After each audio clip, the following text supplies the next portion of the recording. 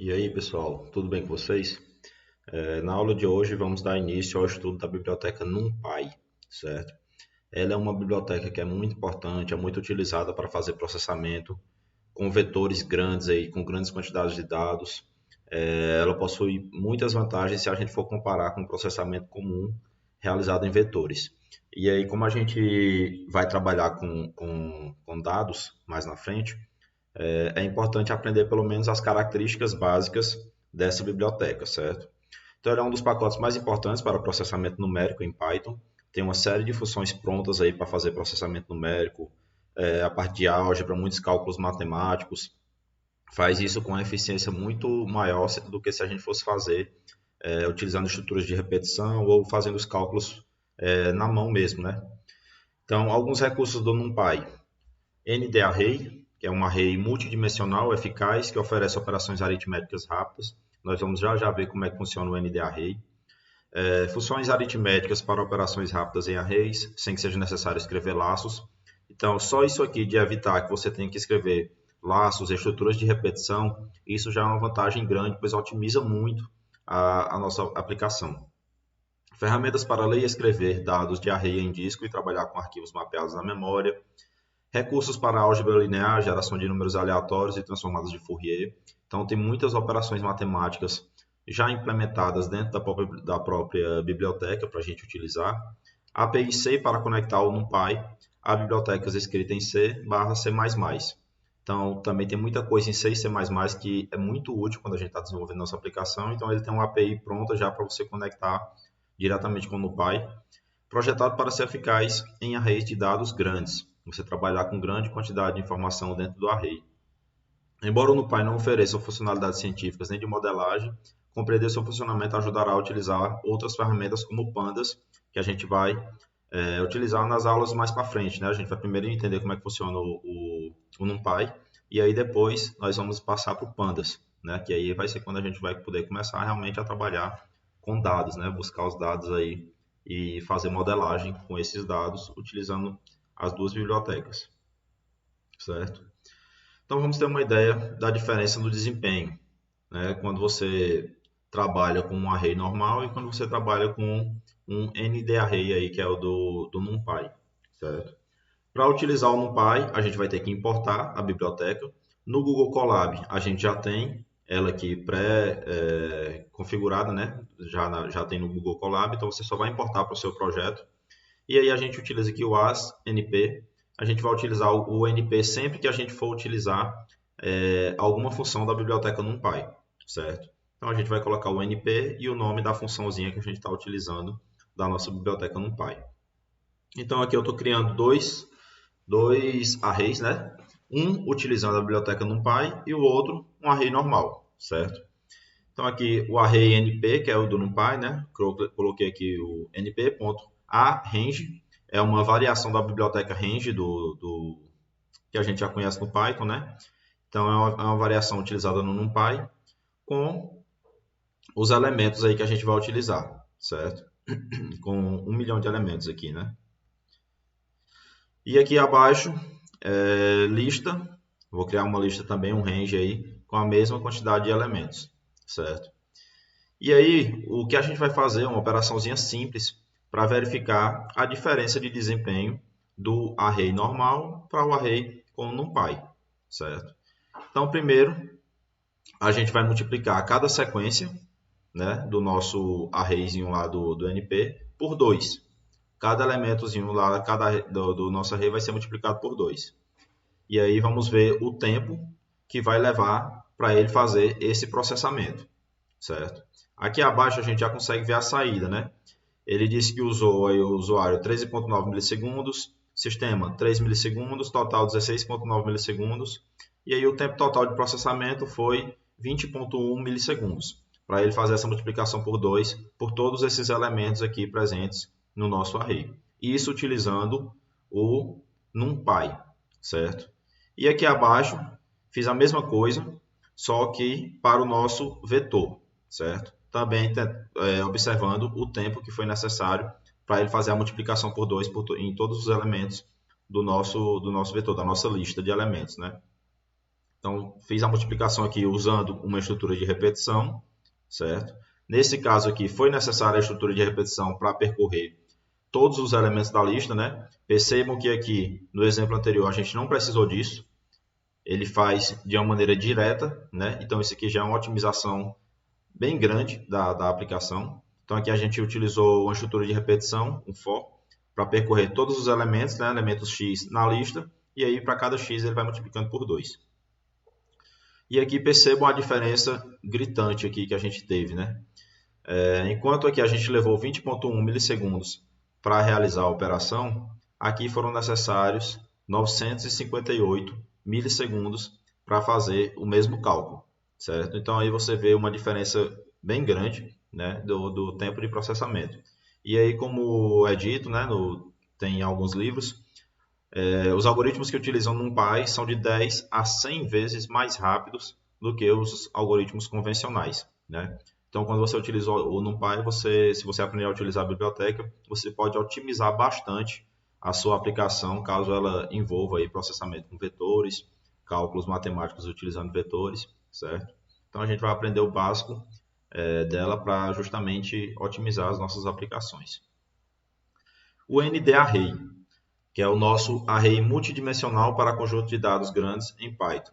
Então, a gente vai ver aqui como que a gente gera o array multidimensional com 2 linhas e 3 colunas, preenchidos com números aleatórios. No ND-Array, os dados são homogêneos, ou seja, todos são do mesmo tipo. Então, se você criar um ND-Array do tipo inteiro, todos os dados vão ser inteiros. Se você criar do tipo float, todos os dados vão ser tratados como float, certo? Então, ele vai sempre tratar todos os dados como sendo do mesmo tipo.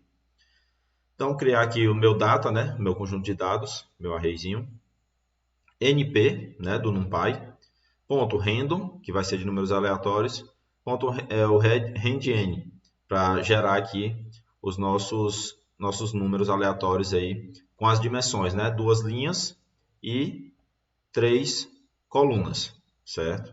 Então a gente vai utilizar aqui 2 linhas e 3 colunas e aí depois coloquei só o data para ele imprimir para mim. Então ele gerou aqui os números aleatórios para mim, né? Então array, quando eu coloquei aqui ele já imprime com o nome array. E aí ele vai colocar as duas dimensões. Aqui está a primeira linha, aqui a segunda linha, e em cada linha a gente tem 3 colunas, certo? Então aqui os números foram gerados aleatoriamente, né? E aí vamos lá. Se eu quiser, por exemplo, multiplicar os dados desse meu array por 10, basta eu colocar data vezes 10. Então, se a gente fosse fazer isso com um array convencional, um array multidimensional convencional, a gente teria que colocar dentro de 2 estruturas de repetição para percorrer o array por inteiro e fazer as multiplicações para chegar no resultado esperado, certo? Aqui, basta você fazer a multiplicação de maneira direta e ele já vai executar e mostrar o resultado, certo? Então, está aqui o nosso array multiplicado por 10, os mesmos elementos de cima, só que aqui abaixo eles estão multiplicados por 10. Se eu quiser fazer uma soma dos elementos do meu array, então basta eu colocar aqui data mais data, né? Então, ele vai pegar o elemento de cada célulazinha dessa, cada posição, e vai somar com ele mesmo, certo? Então, ele vai pegar menos 1 ponto isso aqui, mais menos 1, vai somar esse elemento aqui com ele mesmo, vai somar esse elemento aqui com ele mesmo, depois ele vai somar esse outro elemento com ele mesmo, e aí aqui abaixo ele mostra os resultados. Então, da mesma forma, se a gente fosse fazer com um array convencional, a gente ia precisar de estruturas de repetição para fazer essa operação, certo? Isso aumenta a complexidade, aumenta o tempo de execução e aumenta também o risco de ocorrer problemas na sua aplicação. Se a gente quiser obter características do nosso array, o que é que a gente pode utilizar? Ele tem uma série de comandos aí, de funções prontas, certo? Aqui são apenas algumas delas, mas que são bem interessantes. O shape, tupla que indica o tamanho de cada dimensão, então ele vai dizer as dimensões que você tem no seu array multidimensional, você tem 2 linhas, 3 colunas, 4 linhas, 4 colunas, enfim, ele vai dizer qual o formato que está o seu array multidimensional. TheType descreve o tipo de dados do array, né? Se é um array de inteiro, se é um array de float, ele vai dizer que tipo de dados tem dentro do array. E ND indica a quantidade de dimensões, certo? Então vamos lá. Está aqui o nosso data.shape, né? Primeiro comando.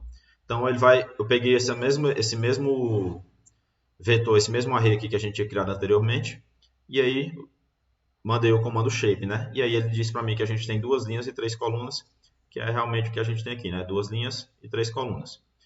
O type, ele vai tratar como float, a princípio, né? Se você quiser, você pode fazer uma conversão, fazer um cache, uma conversão forçada para inteiro, por exemplo. Mas aqui ele está tratando tudo como float. Então ele diz para mim que os dados que tem dentro do meu array lá são do tipo float. E o ngine, ele vai trabalhar em cima das linhas, né, que são as dimensões. Então ele vai dizer para mim que tem 2 linhas, certo?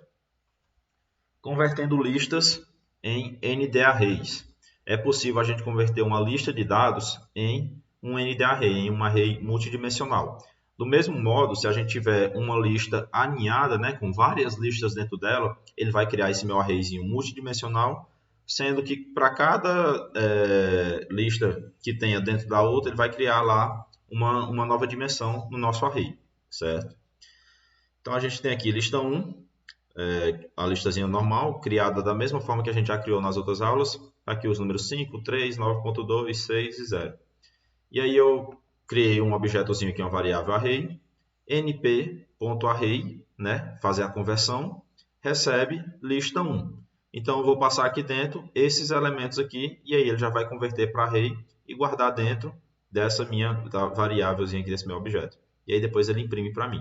Então tá aqui array, 5 pontos, seria 5.0, né, já que é um número que está exato aí, 3.0, 9.2, 6 e 0. E aí se a gente der o comando array ar, né, que é o nome do nosso array aqui que a gente criou, .dtype, ele vai dizer para mim também que os elementos são do tipo float, certo? Em seguida, outro comando que a gente tem aqui, que a gente pode criar arrays com valores, alguns valores aí pré-definidos, no caso 0 e 1, certo? Com uma quantidade definida de elementos, aí, por exemplo, você pode depois alterar o valor de cada posição desse seu array multidimensional. Então aqui se eu quiser criar um array preenchido apenas com zeros, então eu boto np, né, do NumPy, ponto zeros, e aí a quantidade de elementos que eu quero que tenha nesse array. Então ele criou um array aqui de uma dimensão, né, com 10 elementos. Se eu quiser criar com valores 1, então botei aqui np.ones, e aí passei o valor 5 dentro aqui, que é a quantidade de elementos. Então eu criei um arrayzinho com 5 elementos aqui para mim, certo? Cuidado com valores de lixo de memória que podem ser capturados para dentro do seu array, para dentro do seu vetor, certo? Então, tem um comando que ele cria um array multidimensional vazio, certo? Ele vai ser vazio, porém, ele pode pegar lixo de memória, que são valores que estão armazenados na memória lá por algum motivo, e aí ele vai, por exemplo, endereço de memória, e aí ele pode armazenar esses valores dentro do seu array. Então é sempre bom você verificar que tipo de dado tem lá dentro, para não acontecer algum problema quando você for fazer algum processamento, algum cálculo, pegando um valor, pensando que tem um valor X lá, e aí na verdade tem algum lixo de memória, certo? Então aqui o que é que a gente está fazendo? Eu estou criando um array multidimensional com 2 linhas, 3 colunas e 4 elementos, certo? Então eu estou dizendo aqui que ele vai ter 2 linhas, 3 colunas e 4 elementos em cada uma dessas dimensões do meu array, certo? Então está aqui o nosso arrayzinho multidimensional que foi criado com os 4 elementos, né? 2 linhas, 3 colunas e em cada coluna a gente tem 4 elementos. Percebam a diferença que tem no primeiro elemento em relação aos demais. Então aqui a gente percebe que todos os outros estão com valor zero, né? Estão com os valores zero. Apenas o primeiro está com um valor diferente. Esse valor diferente que ele pegou aqui é um lixo de memória, certo? Qualquer valor que ele pegou lá dentro da memória na hora que ele executou a aplicação. Então você tem que prestar atenção para evitar que isso cause algum problema à sua aplicação, certo? Então se você for utilizar a função empty aí para criar arrays com valor vazio, aí, com valor zero, tem que prestar atenção se ele não alocou lá dentro do seu array algum lixo de memória, certo? Então, espero que tenham entendido aqui a lógica de criar as dimensões, né? Duas linhas, então aqui a gente tem a primeira linha e aqui a segunda. Três colunas, então dentro de cada linha aqui a gente tem três colunas, uma, duas, três, certo? Mesma coisa abaixo. E dentro de cada coluna a gente tem quatro elementos. Um, dois, três, quatro, certo? E aí também a gente pode criar versões da função range, né, do Python, que é a função arange aí do NP. Então, se eu quiser criar um array com uma quantidade limitada de elementos aí, que eu já sei quantos são, e numerados, né, posso botar aqui np.arrange 20. Então, ele vai criar um arrayzinho aqui com uma dimensão, com 20 elementos dentro dele. Então, ele vai começar no 0 e vai até o 19, certo? Beleza, pessoal? Então, para essa aula, para a gente ir fazendo aos poucos, né? A gente vai parar com essas funções básicas da biblioteca NumPy. E na próxima aula, vamos continuar vendo outras funções, para que aí, em seguida, a gente comece a estudar um pouquinho como que é feito o processamento, utilizando algumas funções matemáticas, né? Fazer cálculos matemáticos utilizando a biblioteca NumPy. Para mais para frente, se tornar mais fácil aí a gente utilizar as outras bibliotecas lá, como Pandas, certo? Então, beleza, pessoal. Qualquer dúvida, estou à disposição e façam esses exemplos no Colab de vocês, no computador de vocês, ou quem quiser, quem estiver utilizando a versão desktop, né, no Jupyter ou no Anaconda, façam lá os exemplos para que vocês consigam compreender melhor como que funciona cada coisa.